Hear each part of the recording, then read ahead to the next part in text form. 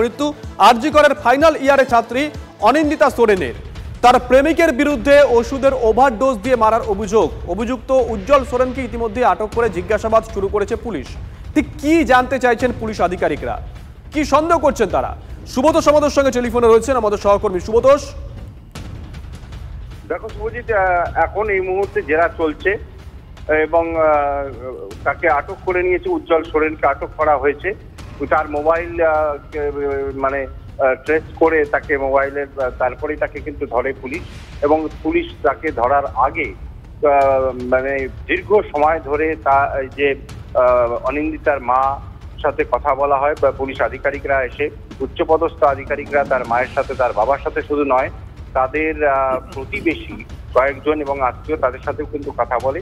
বিষয়টা হচ্ছে যে এটা পুলিশ এখন এটা বার করতে চাইছে যেটা মূলত যে এটা আদতে খুন কিনা, এটা আদতেই কি খুন। কিন্তু যদিও পরিবারের তরফ থেকে একেবারে পরিষ্কার করে বলা হয়েছে, অভিযোগ করা হয়েছে এটা একেবারে প্ল্যান, মানে পরিকল্পনা করে খুন করা হয়েছে।